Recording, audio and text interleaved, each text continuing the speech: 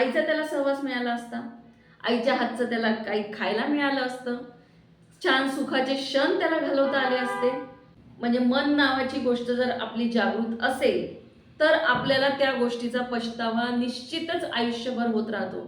आपण ना आयुष्यात कधी कधी अशा चुका करतो की त्या चुकांचा पछतावा आपल्याला आयुष्यभर होत राहतो. आपण ती गोष्ट कधीच विसरू शकत नाही.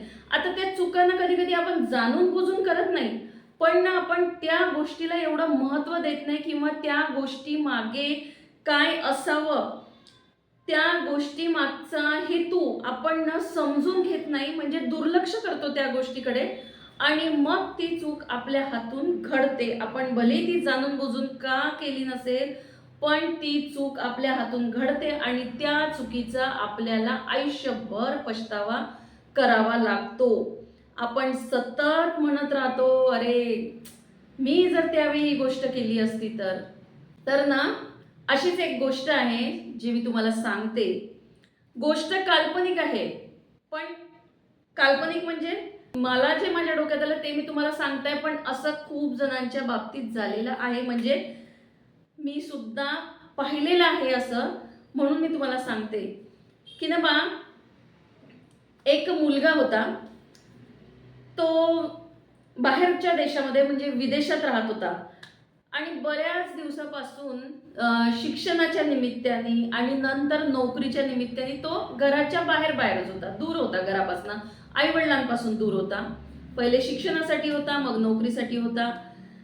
असं करत करत तो नोकरीच्या निमित्ताने विदेशामध्ये गेला. तर इकडे जे आई वडील होते ते आपल्या घरी होते आणि त्याचे आई वडील त्याला बरेच दिवसापासून फोनवर बोलत होते की तू ये, तू घरी ये, आम्हाला तुला भेटायचं आहे, तुझ्यासोबत वेळ घालवायचा आहे. खूप दिवस झाले आपण एकत्र आलो नाहीये, आपण भेटलो नाहीये आणि आम्हाला ना तुझ्यासोबत आता वेळ घालवायचा आहे, निदान काही दिवस तरी तुझ्यासोबत घालवायचे आहे, तर तू ये, असं त्याचे आई वडील त्याला सतत म्हणायचे. जेव्हा आपण आणि आता पहिल्यासारखं नाही, आता व्हिडिओ कॉलद्वारे वगैरे म्हणजे आपण प्रत्यक्ष भेटल्यासारखा अनुभव घेऊ शकतो. तर तो मुलगा घरापासून दूर असल्यामुळे त्याच्या आईवडिलांना सतत वाटायचं की तो बरेच दिवस झाले होते की तो आला नव्हता, घरी आला नव्हता, आईवडिलांना भेटला नव्हता. म्हणून त्याचे आईवडील जेव्हा पण त्याला फोन केला तेव्हा ते सांगायचे की तू ये, आम्हाला तुला भेटायचं आहे, तुझ्यासोबत वेळ घालवायचा आहे. तो मुलगा ना नेहमी म्हणायचा, हो मी येतो, माझं जमलं की मी येतो, मला सुट्ट्या भेटल्या की मी येतो, आता जरा कामाचा ताण आहे, कामाचा ताण निवळला की मग येतो, माझं जमलं. तो असं प्रत्येक वेळी तो म्हणायचा आणि आपल्या आईवडिलांचं मन तेवढ्यापुरतं राखायचा. पण ही गोष्ट त्यांनी कधी सिरियसली घेतलीच नाही. म्हणजे त्याला त्या गोष्टी मागे काय काळजी होती किंवा आपल्या आईवडिलांना आपल्याला भेटायचं आहे, म्हणजे जी ओढ आईवडिलांना होती ती त्याला वाटत नव्हती, त्यावेळी त्याला वाटत नव्हती. म्हणजे त्याला कामाचा ताण होता, काम होतं भरपूर, त्याच्यामुळे ना तो या गोष्टीला त्यांनी सिरियसली घेतलं नाही. आणि मग अशाच दिवसामागून दिवस लोटत गेले, त्याचे आईवडील त्याला म्हणत राहिले, पण तो काही त्याला जमलं नाही यायला किंवा त्यांनी जमवलं नाही असं आपण म्हणू शकतो. आणि मग एक दिवस असा आला, त्याच्या आईची तब्येत खराब झाली आणि तरी सुद्धा त्याला यायला जमलं नाही. आणि मग एक दिवस त्याची आई गेली, या जगातून जगाचा निरोप घेऊन गेली. पण मुलाची आणि आईची काही भेट झाली नाही. मग जेव्हा त्याची आई गेली तेव्हा त्या मुलाला वेळ भेटला यायला, तेव्हा मग तो आला. आणि मग त्यावेळी तो आला, पण त्यावेळी येऊन समजा जे त्याच्या आईला त्याच्यासोबत वेळ घालवायचा होता, त्याच्यासोबत बोलायचं होतं, त्याचा सहवास त्यांना हवा होता, ती गोष्ट तर भेटलीच नाही ना आईला. त्याच्या आईची जी इच्छा होती ते तर काही झालंच नाही ना. त्याची आई शेवटी त्याची वाट पाहून पाहून थकली आणि तिचा वेळ आला होता, त्याच्यामुळे ती निघून गेली. आणि मग काय झालं, शेवटी तर मग या मुलाला वेळ भेटला ना, जेव्हा आईचा शेवट होता तेव्हा तर शेवटी तो आला ना, वेळ काढून आलाच ना, सुट्टी घेऊन आलाच.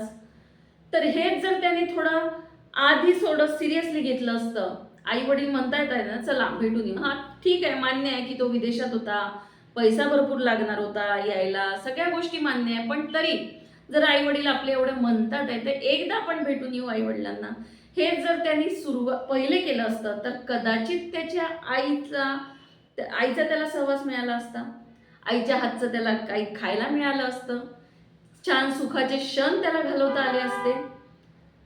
आणि मग हा आयुष्यभराचा गिल्ट आता त्याच्या आयुष्यामध्ये राहिला ना, त्याच्या जीवनामध्ये, की मी जर आधीच आलो असतो तर मला माझ्या आईसोबत वेळ घालवता आला असता. आता वेळ काढून येणं जमलाय ना, असाच वेळ काढून जर पहिले आला असता तर ना मग अशा काही काही गोष्टी आपल्या हातून घडतात आणि मग त्याचा ना पछतावा आपल्याला आयुष्यभर होतं. जर आपलं मन म्हणजे मन नावाची गोष्ट जर आपली जागृत असेल तर आपल्याला त्या गोष्टीचा पछतावा निश्चितच आयुष्यभर होत राहतो.